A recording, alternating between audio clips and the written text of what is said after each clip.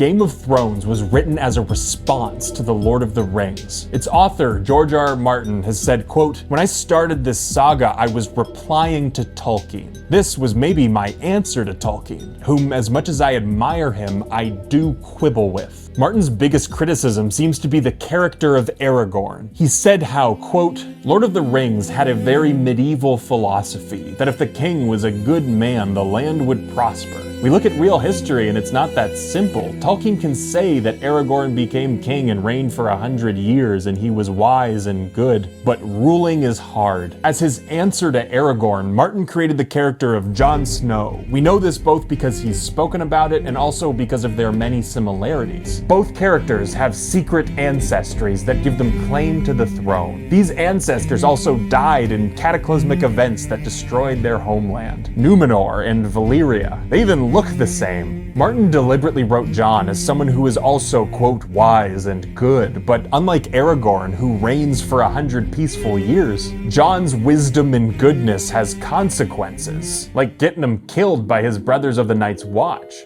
Book Jon is a fascinating answer to the character Martin wanted to challenge.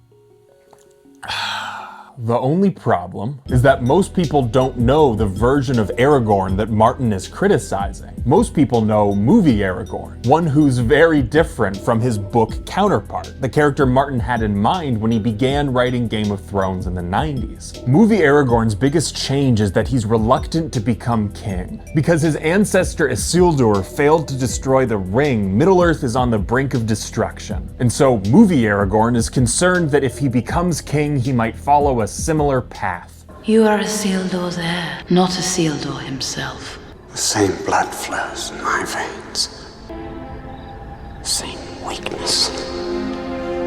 This change for the movie actually fixes one of Martin's issues with the character. He's spoken about how Strider was another character that I found interesting, and actually I find him more interesting as Strider in the beginning of the book than later when he becomes more Aragorn, son of Arathorn, and he's more the perfect prince. I like the more conflicted, scruffier kind of ranger side of his personality. Since Aragorn doesn't accept his throne until the third film, the movie gives more of the conflicted, scruffy, not perfect prince version of Aragorn that Martin prefers. This change still annoys Tolkien purists, but it's worth noting that the movies add layers of complexity to Aragorn rather than simplifying him like a certain other character.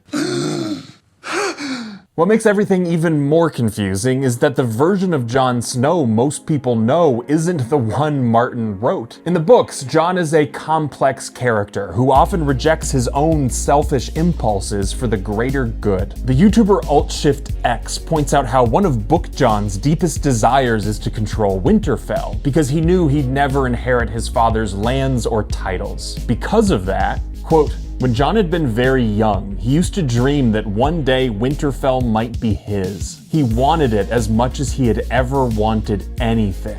I have always wanted it." This temptation toward a selfish goal differentiates Jon from Aragorn, who in the books is never really tempted to stray away from being the perfect prince. Whereas for Jon, ownership of Winterfell would symbolically represent everything he wants. And so when Stannis Baratheon offers, "Kneel before me, lay your sword at my feet, pledge me your service, and you'll rise again as Jon Stark, Lord of Winterfell," we understand how difficult it is for Jon to keep to his vows and say no. In contrast to this tension, TV Jon doesn't seem to want anything, least of all the throne. "I don't want it. I never wanted a crown.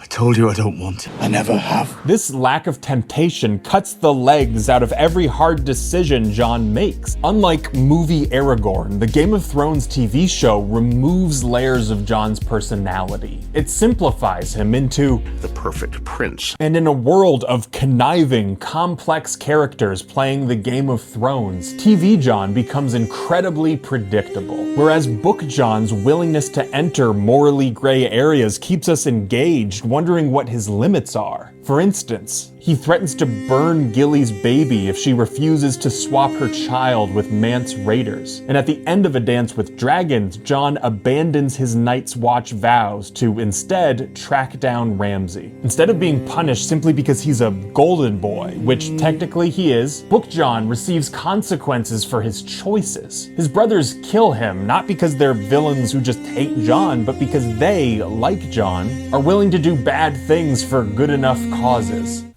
In the books, Bowen Marsh stabs Jon while, quote, tears run down his cheeks, saying, "For the watch." The TV show turns Jon into an avatar of goodness and righteousness, i.e. everything J.R.R. Martin didn't want him to be. With help from an irrational child, TV Jon is killed by someone who is just a villain who hates him. It's exactly the kind of, quote, good guys battling bad guys that, per Martin, has become kind of a cartoon. J.R.R. Martin likes to inject irony into his stories. Tywin Lannister dies on the toilet as a final callback to his reputation for gold. So maybe it's oddly fitting that TV Jon Snow ironically becomes a more simplified version of the character he was written to challenge. Adaptions are always gonna piss off some fans, but if you're gonna change beloved characters, you'd be a good, wise, perfect prince if you give them more complexity rather than less. The same blood flows in my veins. I don't want it. I never have. Thanks for watching. If you enjoyed this video, consider subscribing for more.